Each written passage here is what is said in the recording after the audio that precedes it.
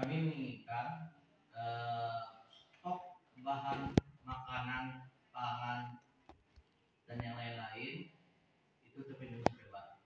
Ya, kalau untuk logistik, sembako setelah bencana ini selesai, fokus pertama kita adalah kesehatan. Jangan setelah bencana selesai penyakit akan datang. Ini yang menjadi PR bagi kita bersama, baik itu pemerintah kecamatan maupun pemerintah daerah sendiri maupun DPRD.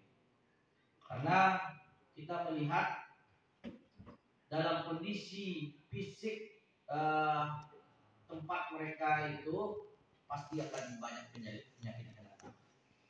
Yang ketiga termasuk sumber air.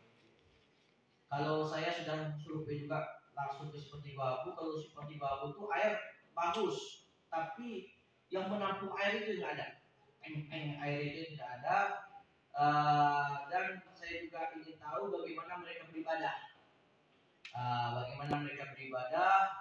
Bagaimana sudah berapa huntara yang dari sosial, bukan dari Pemda ya, dari sosial, baik itu dari organisasi kemasyarakatan, kepemudaan maupun dari partai politik. Sudah berapa huntara yang sudah ada di Kecamatan Telamau? Mungkin itu saja Kecamatan. Ya, Pak. Kalau utara Pak, yang dari Pemda no. Ya, dari Pemda no. Tetapi dari yayasan, dari partai, dari sosial sekarang ini sudah 280 itu tersebar antara KJ dan Simpang Timur. Jadi kalau untuk yang sisanya itu lagi Pak, yang lain itu kan 1.044 itu yang kita bilang itu dan nanti yang dibantu oleh Pemda. Kemudian mengenai sumber air, sekarang tadi kami juga rapat di KJ Pak mengenai sumber air ini, terutama kita yang di KJ ini Pak. Kalau untuk di Simpang memang yang sekitar Januari itu hanya karena sumber airnya itu digenang oleh lumpur. Sekarang itu yang kita perbaiki. Pada awalnya kami sudah memberikan selang masyarakatnya yang diterima. Kemudian mengenai untuk beribadah, khususnya untuk di Tembabu karena masjid raya itu yang hancur. Insyaallah Pak, kemarin sudah ada bantuan dari Bapak Bupati, sudah kita ukur kemarin dengan dana sekitar 2 miliar, tapi kemarin sudah ditunjukkan dana 100 juta untuk pasangan pengganti. Kemudian sudah kita dibuatkan kemarin itu seperti masjid sementara Pak, sama juga yang di Kajai. Masjid raya kita di Kajai sekarang kita masyarakat sudah beribadah di sana, tapi di bawah tenda. Kemudian lagi kita yang untuk di Zimbabwe itu Pak, masih ada warga kita yang di pengungsian lebih kurang 200 kakak. Mereka tidak bisa pindah karena rumahnya tidak ada lagi. Jadi mereka masih bertahan sana. Sehingga sekarang ini apa yang Pak sampaikan tadi mengenai penyakit, waktu kami datang ke sana 2 hari yang lampau sudah ada yang terdampak penyakit campak nama. Sekarang kami minta ke dinas kesehatan, oleh BPD tenda yang pakai terkait.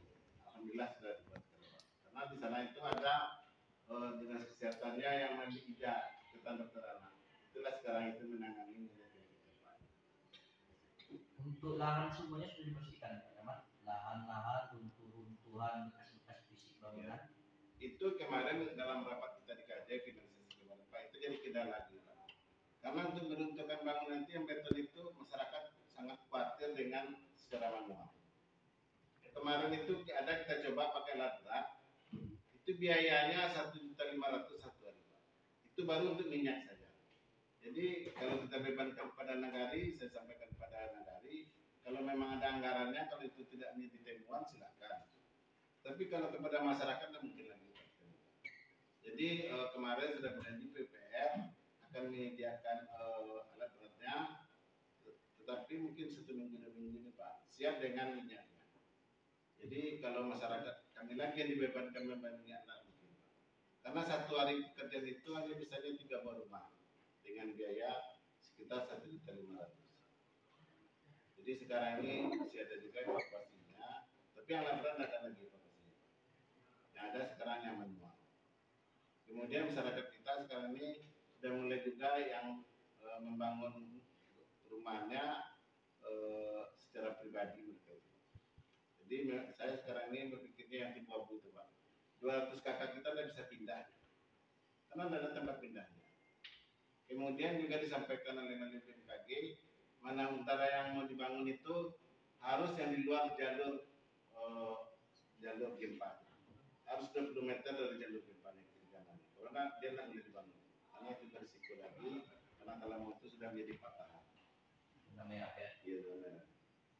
Terima kasih camat. Terima kasih seluruh camat yang ada di Kabupaten Pasaman Barat. Sebelum kita simpulkan, saya minta namun demikian kita tetap berbuat demi kepentingan tentunya karena Pak Camat selaku pengawas atau pembina di kecamatan terhadap penanggulangan tadi, tentunya kami juga menentukan tentunya adanya masukan-masukan mengenai penanggulangan kita sesuai dengan situasi dan kondisinya sekarang. Jadi kami juga nanti minta kepada salah seorang dari Pak Camat tentunya menyampaikan apa keluhan di negara kita sekarang ini. Karena di negara kita yang ada sekarang itu tentunya karena dia